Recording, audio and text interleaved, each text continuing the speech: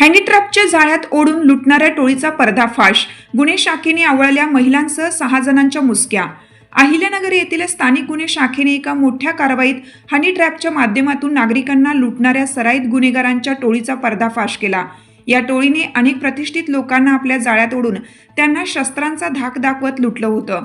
विशेष म्हणजे लुटलेल्या पैशांवर या आरोपींनी गोव्यात जाऊन मौज मजा केली. मात्र शहरात परतताच पोलिसांच्या जाळ्यात ते अलगद अडकले. पोलीस अधीक्षक सोमनाथ घारगे यांनी या गुन्ह्याचे गांभीर्य ओळखून स्थानिक गुन्हे शाखेला तातडीने आणि सखोल तपासाचे आदेश दिले होते. त्यानुसार पोलीस निरीक्षक किरणकुमार कवाडी यांच्या मार्गदर्शनाखाली पथकाने मिळालेल्या गोपनीय माहितीच्या आधारे तपोवन रोड परिसरात सापळा रचला. या कारवाईत टोळीचा प्रमुख सूत्रधार शुभम बडे याला पोलिसांनी शिताफीने ताब्यात घेतलं. त्याची कसून चौकशी केली असता त्याने 2 तरुणी आणि इतर साथीदारांच्या मदतीने हे गुन्हे केल्याची कबुली दिली. या प्रकरणात पोलिसांनी शुभम शहादेव बडे राहणार वाणीनगर सावेडी, सोहेल पापाभाई सय्यद राहणार देवटाकळी शेवगाव, अशफाक नासिर पठाण राहणार यशवंतनगर भिंगार यांच्यासह वैष्णवी राजेंद्र उनवणे राहणार भगवान बाबा चौक अहिल्यानगर आणि रुपाली गजानन बनकर राहणार MIDC अहिल्यानगर या 2 महिलांना अटक केली आहे. तसेच लुटलेले सोन्याचे दागिने विकत घेणारा सराफ सूरज प्रदीप शहाणे राहणार शास्त्रीनगर केडगाव यालाही पोलिसांनी बेड्या ठोकल्या आहेत.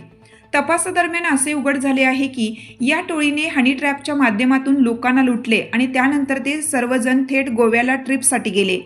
तिथे समुद्र किनाऱ्यावर मौज मजा करून हे आरोपी जेव्हा नगरात परतले तेव्हाच दबा धरून बसलेल्या गुन्हे शाखेच्या पथकाने त्यांच्यावर झडप घालत त्यांना अटक केली. पोलिसांनी चोरीचे दागिने विकत घेणाऱ्या सराफाकडे चौकशी केली असता त्यांनी सुरुवातीला उडवाउडवीची उत्तरे दिली.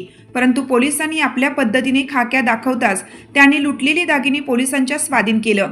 या टोळीतील मुख्य आरोपी शुभम बडे याच्यावर तोपखाना पोलीस ठाण्यात यापूर्वीच गंभीर गुन्हे दाखल आहेत, तर अशफाक पठाण याच्यावर भिंगार पोलीस ठाण्यात 2 गुन्हे नोंद आहेत.